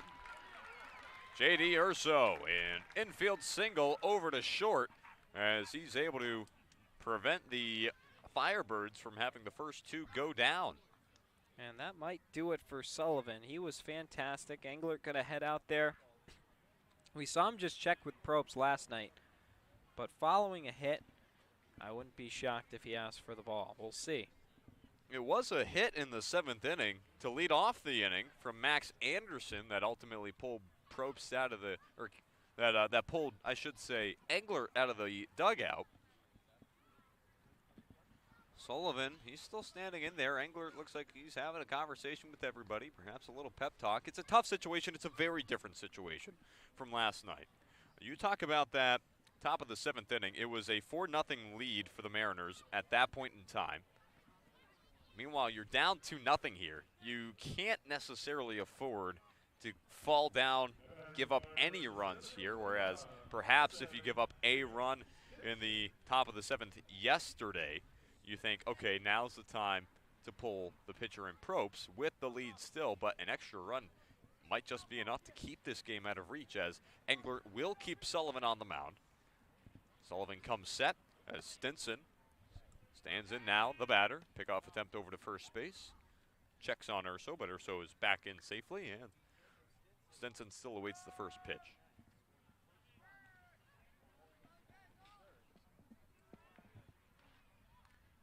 Here's the offering. It's a first pitch called strike. Off speed, dropped it in there. Stinson's behind the count 0-1 as Sullivan's looking for strikeout number 9 in this at-bat. Still early in the at-bat. Here's the 0-1. That's in for a called strike. Fastball this time. Slipped it right in there. It's now in 0-2 count. What is really absurd is how Nicholson's gone through 4 pitchers and nobody's allowed a run. Sean Sullivan pitching into the 7th inning. Hit on the ground, left side. Goodwin scoops, flips to second for 1. They will not get the throw off to first in time. It was a nifty slide from J.D. Urso, perhaps, to help make things difficult for Smith to be able to turn the throw over, because it was hit quickly over to Goodwin. He got it on the second at a pretty good pace, but Stinson, I suppose, just fast enough. And again, as Urso slid in, and he kept the leg up, perhaps just somewhat of an obstruction just to crowd the field of view for Smith as he was over at the bag. Nonetheless, the inning continues here as Orleans still has a man on first in Stinson. This ball's going to be hit back over to Goodwin. He'll turn, throw on to first. In time, Nick Goodwin. Some acrobatics deep in the hole. Is able to dig it out, throws it on to first with the pirouette. Stokely stretches it out, reels it in, and the inning ends. So for the second straight night, a Harwich Mariner has now pitched 7 complete innings, the longest outings in the Cape Cod Baseball League this season. It's been fantastic, but the bats need to be able to back it up now. We head to the top of the 8th inning, the Harwich Mariners in a 2-0 hole. We'll be back on the other side. You're listening to the Harwich Mariners YouTube network.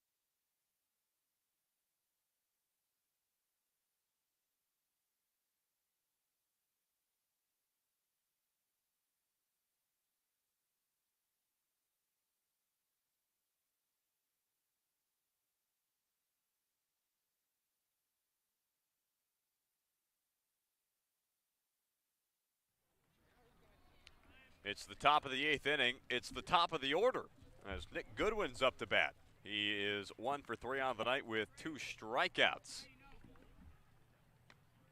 Back on the mound, Ryan Barassa, as first pitch is going to be chopped foul by Goodwin. Count opens at 0-1. Barassa came in back in the 7th inning after Sam Conti had struck out Ethan O'Donnell to open up the frame, was pulled. Barassa then came in, forced a fly out to right, struck out Kavanaugh looking at a pinch hitting stint, and he's now back out there. It's his first full inning of work, supposedly. We'll see how long Nicholson decides to leave him in if he decides to go to another arm, as he's got Goodwin down on the count. It's an 0-2 count here. We'll also see Tommy Seidel and Brock Wilkin in this half inning of play. Here's the pitch. Hit on the ground left side. That's going to be foul. Nick Goodwin sent it beyond the reach of Austin Knight over at third, so we'll do it again. Important that you get the leadoff man on here. That's something that's evaded Harwich here tonight. Only twice they've gotten the leadoff man on, and that was once getting hit by a pitch, another time walking. Here's the 0-2. That'll be fouled off. 5th pitch of the at-bat coming up next as Goodwin is still down on the count, 0-2. Struck out twice tonight, in jeopardy of doing it a 3rd time, but hitting a team-high 275 amongst qualifying batters. If he can get on for this heart of the order, that would be huge. The 0-2. This is high, 1-2 now. Yes, would be absolutely huge. And again, you're just down to your final 6 outs. Sean Sullivan has pitched a beauty here tonight. 7 complete. Right after Zane Probst was able to pull off the exact same feat last night. This one's going to be hit fair down the first base line. Scooped up by Jones. He'll tag first. And there's one gone here in the top of the 8th inning. Off the end of the bat that time. Might have hit the top of it. Goodwin frustrated with himself, but it'll be out number 1. Seidel's got to start the rally now. And Seidel 0 for 3 on the night. Been a tough showing here for this top third of the order. Taking Goodwin's last at-bat into consideration. Mariners just 1 for 9 with a single and a walk. Seidel stands in, the righty. First pitch to him misses high. It's a 1-0 count. Around the Cape Cod Baseball League, Hyannis defeated Wareham over the bridge 15-1 in just 7 innings. Cotuit defeated Brewster 5-2 at Stony Brook Field after 7 innings as well. Falmouth on top of Bourne 4-3 in the bottom of the 7th. And the YD Red Sox on top of the Anglers 2-1, that in the bottom of the 5th from Veterans Field. It's a 1-1 count now here to Seidel, and that's a score that you certainly keep an eye on if you're Harwich. That 2-1 lead for YD over Chatham. As Seidel stands in, the 1-1, swing and a miss. He's behind 1-2. Harwich and Orleans trying to play this game as if there's no lights here. Again, it's been a very fast one here tonight. Game started at 6:30 Eastern Standard Time. Here we are, it's the top of the 8th inning, and the game's gone an hour and 50 minutes so far to this point. Here's the pitch. Down in the dirt, 2-2 count. It really has flown by. It might be on pace for the quickest game of the season, which is insane considering the amount of pace they've been playing with over the past 5 or so games. They've all been on pace for above 3 hours. A couple at fields with no lights have been cut off, but it's been weird. Certainly has been weird. As that's going to be a strike, and Seidel is going to be retired. Seidel goes down swinging, and so it's the second strikeout for Ryan Barassa, as he's now 2/3 through this inning. He's got an inning and a third, and he's going to look to get through Brock Wilkin now, who's over 2 with a walk on the night. Running out of time, just 4 outs to get something going for Sullivan. He gave you his all. The offense has given nothing in return. Matt Gassetti has half the hits. First pitch into Wilkin is a called strike, and that will open up the at-bat for Barassa. Gives him plenty of options, as now Wilkin is behind. Barassa's looked great. He's retired the only 4 he's faced. Here's the pitch. That'll be checked over to the Firebirds dugout. That had some hair on it off the bat of Wilkin. Just a little check swing, but when it comes in out of the hand of Barassa, it's got plenty of speed, and so Wilkin just redirecting that velocity over toward Kelly Nicholson and the Firebirds. Nicholson taking a step down from his perch in the dugout as that thing flew just above his head. The 0-2 is in the dirt. It's now a 1-2 count. He's back up now. Just needed to take a pitch off, recuperate. Saw his light flash before his eyes. See if Wilkin can straighten it out here. The 1-2. Swing and a miss. Strike 3. Orleans has a 2-0 lead as we head to the bottom of the 8th inning. The Harwich Mariners are down to their final 3 outs come the top of the 9th, but the Firebirds are looking to add some insurance before then. We'll be back. You're listening to the Harwich Mariners YouTube network.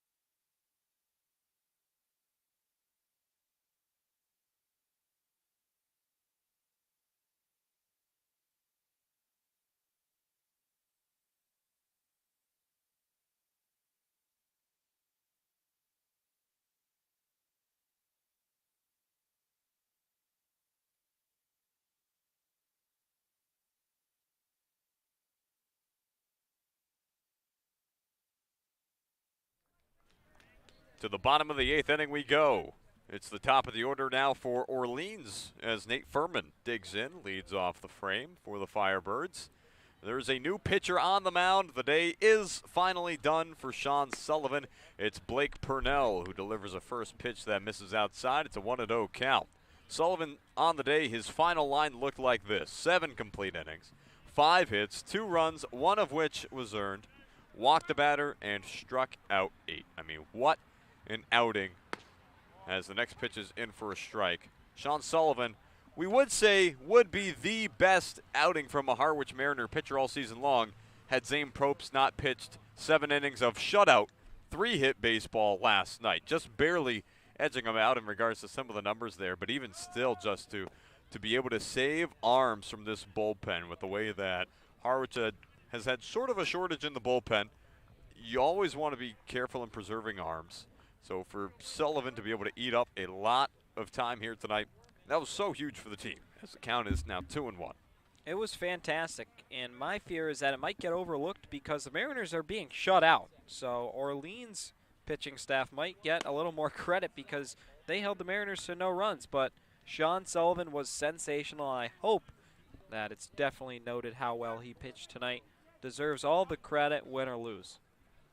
And deserves at the very least here a no decision. Would be unfortunate for him to be tacked with the loss in a situation like this. As Purnell leans in, the 3-1 is in for a called strike. It's now 3-2. Firebirds here tonight. They've not gotten the leadoff man on. They've struggled to do that all evening. 3 strikeouts in the leadoff spot. Purnell trying to make it 4. Here's the pitch. Swing and a miss. A heavy swing from Nate Furman, but Purnell gets him to cut through it. There's 1 gone in the bottom of the 8th inning. Nice pitch there. Furman's been hot. Had a couple singles off Sullivan. 2 of the 5 hits he allowed were from Furman. So for Purnell to just come in, mow him down, it's got to feel good. This now brings up Luke Keischel. Keischel on the night, 0 for 3. Reached on a fielder's choice back in the 3rd inning. Did fly out to the outfield in 2 other at-bats, so he was able to get some contact off of Sullivan, but just not find any of the alleys. As the first pitch misses up high, it's a 1-0 count here now to Luke Keischel. Everybody's trying to make their case to be a Cape Cod Baseball League All-Star. Sullivan, he's put together some solid starts. You wonder if perhaps this one here tonight's going to help to put him perhaps over the edge as the next one's in for a called strike. It's a 1-1 count. I think there's a couple of locks you can look at if you're Harwich. Nick Goodwin, of course. Joe Vitrano with the tear he's been on the past few weeks. I think Tommy Seidel's a safe bet as well. Brock Wilkins, since returning from Team USA, has certainly put together a much better argument as the next pitch is in for a called strike. It's 1-2. Then who would you say on the pitching side of things? Sullivan, you could argue Hodges. Which one? Both of them, honestly. Both have been fantastic. Hodges has been good. Conover has a really low ERA. Probst, of course. But, of course, they're not going to take 10 guys from Harwich, so going to have to cut that down some way, shape, or form. But everybody's done something positive, just in a different stat category. Sullivan with the strikeouts. Probst and Sean Sullivan with the innings pitched. It's just been down the board. Everybody's done something a little different. 2-2 count here to Luke Keischel as Purnell stares in. Here's the pitch. That'll be cut back foul. Count remains 2-2. Mariners had 9 All-Stars last year. That was tied for a league high with the Bourne Braves. And the thing that makes the All-Star game that much more interesting this year is that it is after the MLB draft. And so you get so many of the guys who were excellent. I mean, Chris Newell, a surefire All-Star, were he still here, were it not for the fact that he had to leave for the draft. Was an All-Star last year, so it's hit on the ground, third base side, foul. We'll do it again, as count's still 2-2. So it adds an extra wrinkle into it. So a lot of guys who you think perhaps maybe wouldn't have had a shot or would have been a fringe guy, opportunity opens up as a lot of really high-quality players are heading out of town. Not to say that players who remain are not deserving of an all-star mention, but again, a lot of the big names are just getting ready for the draft. The next pitch comes in, and it's again fought off. A nice at-bat here from Luke Keischel. This will be the 8th pitch coming up. He's a guy who will be an all-star, Luke Keischel, Cape Cod Baseball League Player of the Week just a couple weeks ago, hitting .282 this season across 107 ABs, 14 runs batted in, 9 runs scored. He's been fantastic. Purnell the pitch. That's going to be chopped back foul, and again, yet another pitch is spoiled off by Keischel. Continues to fight here in the box. Purnell trying to solve him. This may very well be the only inning that Harwich needs to pitch. Of course, Purnell and the Mariners are going to hope for more. Going to try to put together a late rally. Mariners have put together late rallies before. Scored 4 in a game against the Chatham Anglers earlier this season. As the 2-2 comes in. That's going to be laced out to left field. That's going back. And that's going to get down. Out in left field, picking it up is O'Donnell. He'll throw it in, but down to second base with a 1-out double is Luke Keischel. Continuing to make his case to be a Cape Cod Baseball League All-Star. Fantastic at-bat for him there. Ran it up to 9 pitches and made it count. Lined one down the left field line. That was a shot. Looked for a moment like it might get out. It gets down. And now runner in scoring position with 1 away for Blake Purnell. As now Cam Jones steps up to bat. Again, had a great night the other night against the Mariners. He's 1 for 3 here tonight, but when looking at what he was able to do last time the Mariners traveled here to Eldridge Park, a 3 for 4 night. Came across the score once. What a night it was for him at the dish.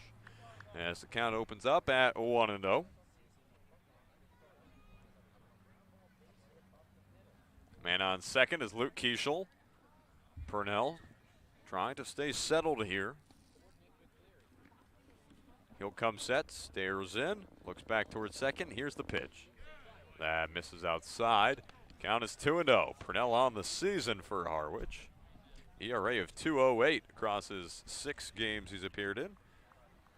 8 2/3 innings pitched. He's allowed 10 hits, just the 2 earned runs. He's struck out 5 to walking just 2. But he is behind in the count, 2-0. Comes set, stares at second. Here's the pitch. Misses outside. 3-0 now to the batter in Jones. Looking to get on base for the 2nd straight time. Looking to get runners on the 1st and 2nd here for Orleans, who are looking to tack on some insurance runs. Had this happen last night, too. As soon as Zane Probst came out of the game, you had Luke Beneke come in, struggled a little bit to give up a run, broke the shutout. Shutout's already been broken here tonight as the 3-0's in for a called strike, and it's now 3-1. But the bullpen has to be able to come in situations like this. Defeats the entire purpose of having a stellar outing from Sullivan. As that's going to miss outside, and that's ball 4. 5-pitch walk dealt to Cam Jones. Runners on 1st and 2nd now for Orleans as Isaac Humphrey comes up to bat. The one thing that has to be a saving grace for you here, if you're Harwich, is that the next 3 batters in the lineup here for Orleans, a collective 0 for 9 with 6 strikeouts. We'll see if the Firebirds opt to have any pinch hitters here, as it has been rather abysmal from the middle 3rd. Isaac Humphrey leads it off for these next 3 batters. Again, he's got runners on 1st and 2nd. Shows bunt. The pitch comes in, and it goes beneath Gassetti. Down to 3rd is Keischel. Up to 2nd is Jones. And the Firebirds have men on 2nd and 3rd. Double plays eliminated. 2 in scoring position with just 1 gone here in the inning. Tough break there for Gassetti. You got to have that one. Gets by him. Now you lose the double play. You lose all your force plays, and it's going to be a lot harder on Purnell to pitch. Puts him into a much more difficult spot. And he had been struggling earlier on. Once he allowed that double to Keischel, really just struggled in that bat against Jones. Settled in nicely to open up the inning with the strikeout of Furman. And they're going to walk the batter in Humphrey. An intentional walk. Don't believe we've seen an intentional walk this season, but that will send Humphrey down. I mean, I suppose if you're Harwich, the idea here is that you want to be able to force a double play, and that 1 extra run seemingly inconsequential in a sense. I mean, if you allow the 2 runs that would come in ahead of Humphrey anyway, then that's really going to hurt you. As that one scorched back to the Orleans dugout. Look out. Takes a hop, hits off the dugout, just misses the head of Kelly Nicholson once again. Boy, this time his own team, some friendly fire. As Brock Wilkin, who threatened back in the last half inning in the top of the 8th inning. We'll see just how high above his perch Kelly decides to stand the rest of the night. As quickly behind in the count is Garrett Guillemette. That always has to bother you as a player whenever they walk the batter ahead of you intentionally. Not necessarily, because you got to think situational baseball, and Guillemette has had his struggles. He struck out twice tonight, just 1 hit against the Mariners this week. It was a home run, but. Called strike 3. Down goes Guillemette. Purnell's able to bounce back nicely. He has his 2nd strikeout of the inning, and he's now an out away from leaving them loaded here for the Firebirds. Smart play. And now you get Austin Knight. He's punched out 3 times already tonight. So completely makes sense on paper why Coach Englert decided to make the move. Move the runner and Humphrey down to first. See if Purnell can get out of it unscathed. As this now brings up Austin Knight, who is 0 for 3, 3 strikeouts. Looking to avoid wearing the golden sombrero here tonight. Again, bases are loaded right now with 2 outs. It's the bottom of the 8th inning. Luke Keeschel stands on third, Cam Jones on second, Isaac Humphrey on first. The very first pitch is fouled over toward the first base coach for Orleans, and it takes a piece of the bat with him. That thing cracked right out of the gate, and so Knight is going to have to get a new twig. He'll go back to the dugout, finds one he likes, and he'll reemerge. This one's red. The last one was black. We'll see how that affects his approach here in the box. We shall, that is for sure. Purnell ahead in the count. Got to take advantage now. Nowhere to put him, can't fall behind. Continue to pitch ahead and good things will happen. Again, 3 strikeouts. And Purnell's ahead in the count here. Purnell comes set. Here's the pitch. Swing and a miss. 0-2 count now. Knight trying to keep the inning alive here, trying to drive across an extra run for the Firebirds before he and Orleans try to fend off the Mariners to preserve a 2-run lead in the top of the 9th. Purnell comes set. Stares in. The pitch. Misses outside. 1-2. That's smart, especially from a submarine pitcher, to climb the ladder, try and get him on the high heat. Waste the pitch.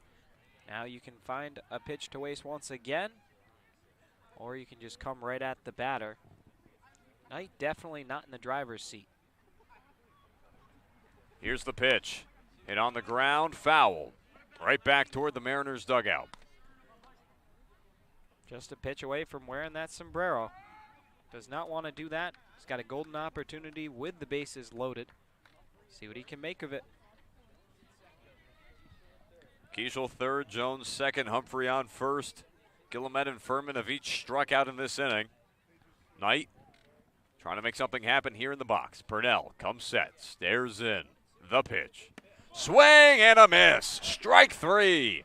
Blake Purnell strikes out the side and leaves them loaded. We'll be back in the top of the 9th inning for a Harwich Mariners rally. In the meantime, Orleans with the 2-0 lead. You're listening to the Harwich Mariners YouTube network.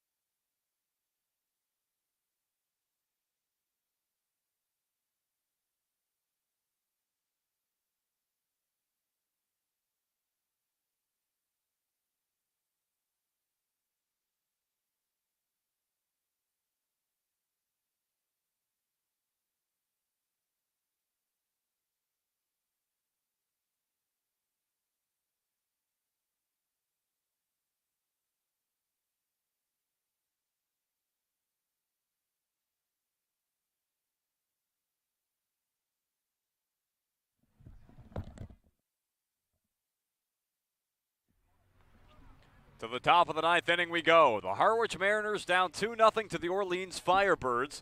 It's been quite the night from a pitching perspective. From the Orleans side of things, you've had 4 pitchers who have come into this ball game who have given you 8 shutout innings, allowing just 4 hits and striking out a collective 11 batters. You look at things from a Harwich perspective, Sean Sullivan pitched 7 complete innings here tonight, tying Zane Probst for the longest outing in the Cape Cod Baseball League, a mark that was hit just last night against the Wareham Gatemen.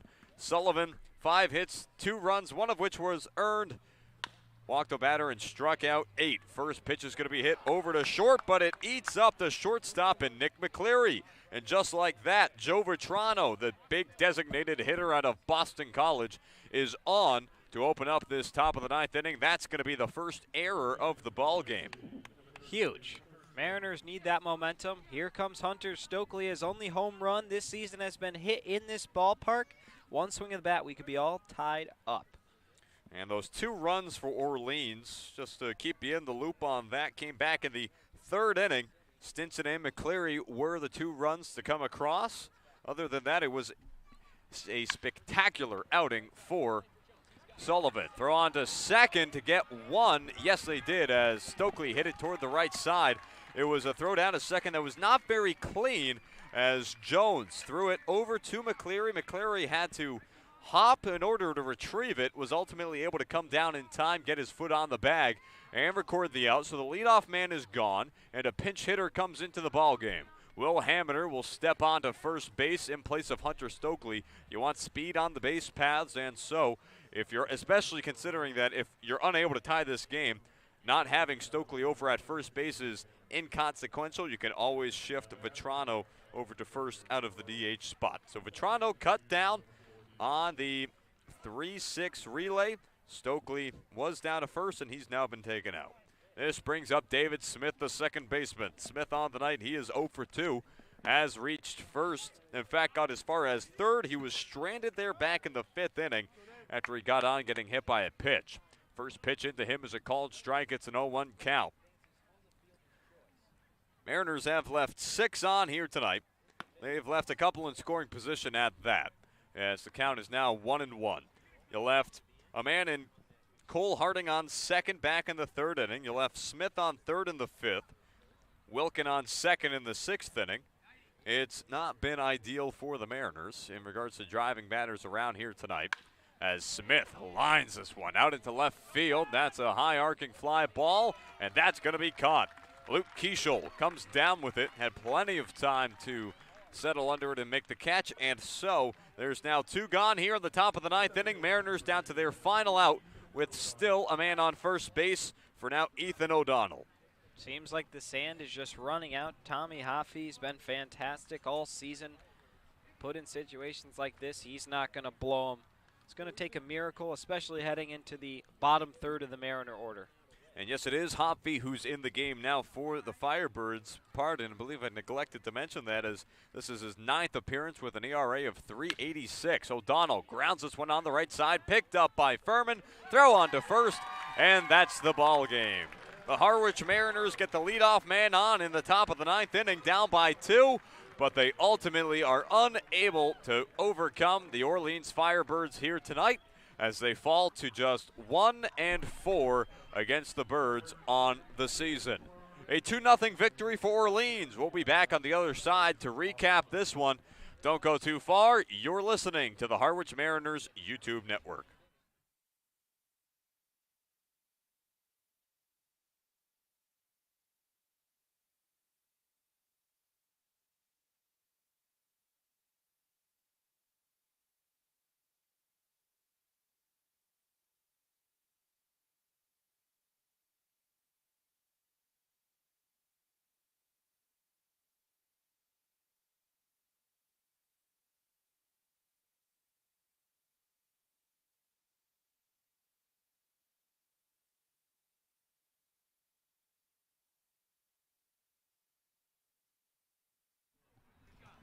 Welcome back inside the Harwich Mariners post-game show. Tim Foley and Devin Dobick back with you to break this one down.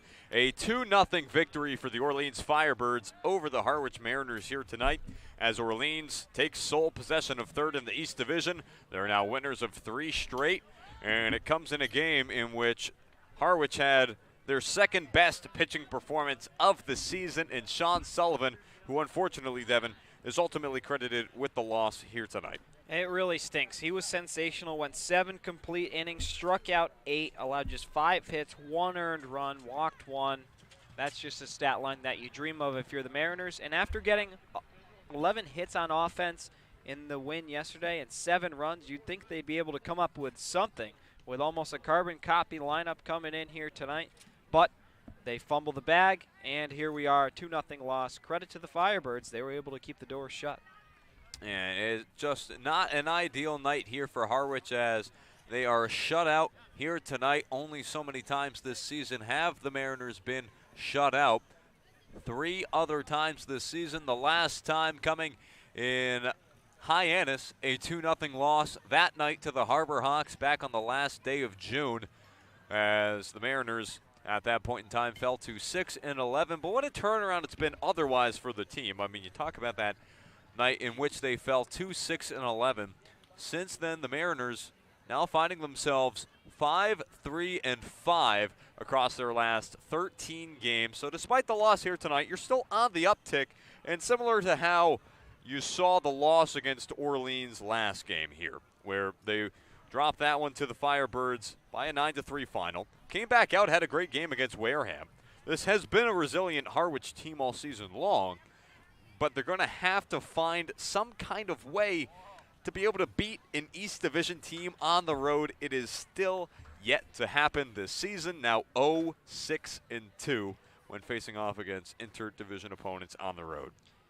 It is what it is. You got Katuitt tomorrow. You've taken 5 of 6 possible points from them. They're the top team in the West. You return back home, a chance to get that momentum back as we head into the final 14 games of the regular season.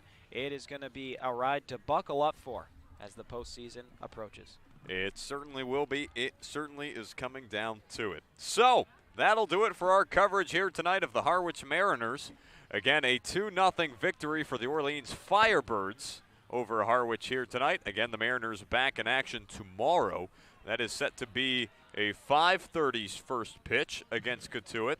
And so be sure to come out a bit earlier to see the Mariners take on the Kettleers before going over to Chatham on Sunday night and making their appearance on Nesson. We will leave you with that. So, again, a 2-0 victory for Orleans over Harwich. I'm Tim Foley from my broadcast partner Devin Dobick. For all of our support staff here on the Harwich Mariners YouTube network, I want to say thank you all so much for tuning in, and we'll see you tomorrow.